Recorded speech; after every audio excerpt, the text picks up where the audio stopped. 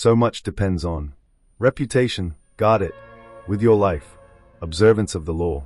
During China's War of the Three Kingdoms, AD 207-265, the great general Chuko Liang, leading the forces of the Sim Kingdom, dispatched his vast army to a distant camp while he rested in a small town with a handful of soldiers. Suddenly, sentinels hurried in with the alarming news that an enemy force of over 150,000 troops under Sima Yi was approaching. With only 100 men to defend him, Chuko Liang's situation was hopeless. The enemy would finally capture this renowned leader. Without lamenting his fate, or wasting time trying to figure out how he had been caught, Liang ordered his troops to take down their flags, throw open the city gates, and hide. He himself then took a seat on the most visible part of the city's wall, wearing a Taoist robe. He lit some incense, strummed his lute, and began to chant. Minutes later he could see the vast enemy army approaching, an endless phalanx of soldiers. Pretending not to notice them, he continued to sing and play the lute. Soon the army stood at the town gates. At its head was Sima Yi, who instantly recognized the man on the wall. Even so, as his soldiers itched to enter the unguarded town through its open gates, Sima Yi hesitated, held them back, and studied Liang on the wall. Then, he ordered an immediate and speedy retreat.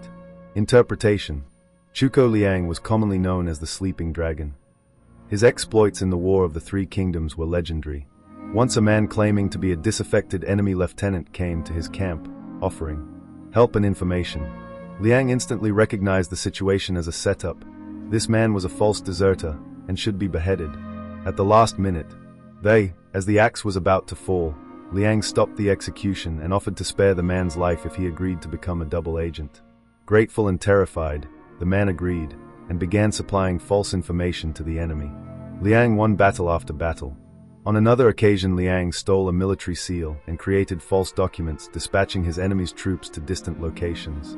Once the troops had dispersed, he was able to capture 3 cities, so that he controlled an entire corridor of the enemy's kingdom. He also once tricked the enemy into believing one of its best generals was a traitor, forcing the man to escape and join forces with Liang. The Sleeping Dragon carefully cultivated his reputation of being the cleverest man in China, one who always had a trick up his sleeve. As powerful as any weapon, this reputation struck fear into his enemy. Sima Yi had fought against Chuko Liang dozens of times and knew him well. When he came on the empty city, with Liang praying on the wall, he was stunned. The Taoist robes, the chanting, the incense, this had to be a game of intimidation. The man was obviously taunting him, daring him to walk into a trap. The game was so obvious that for one moment it crossed Yi's mind that Liang actually was alone and desperate. But so great was his fear of Liang that he dared not risk finding out. Such is the power of reputation. It can put a vast army on the defensive, even force them into retreat, without a single arrow being fired. F07, as Cicero says, even those who argue against fame still want the books they write against it to bear their name in the title and hope to become famous for.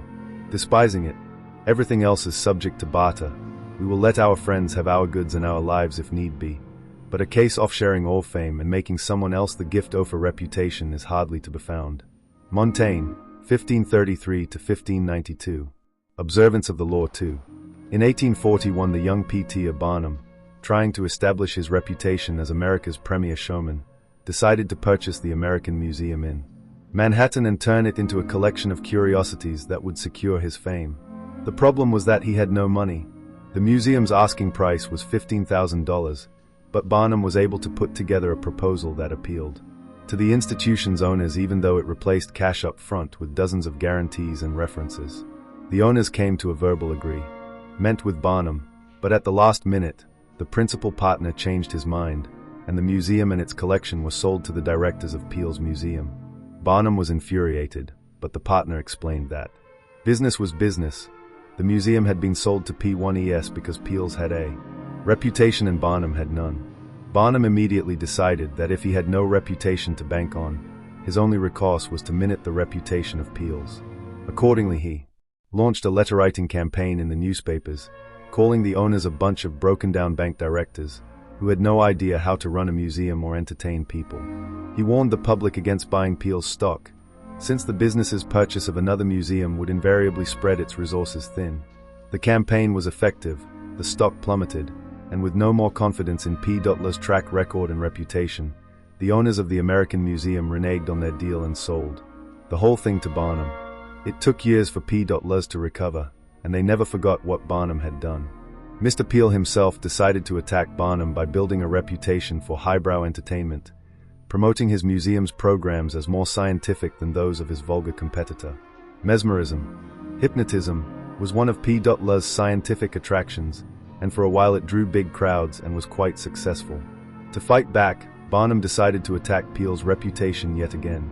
Barnum organized a rival mesmeric performance in which he himself apparently put a little girl into a trance.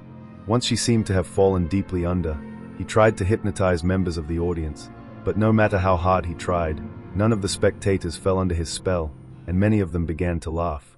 A frustrated Barnum finally announced that to prove the little girl's trance was real, he would cut off one of her fingers without her noticing. But as he sharpened the knife, the little girl's eyes popped open and she ran away, to the audience's delight. He repeated this and other parodies for several weeks. Soon no one could take Peel's show seriously, and attendance went way down. Within a few weeks, the show closed. Over the next few years, Barnum established a reputation for audacity and consummate showmanship that lasted his whole life.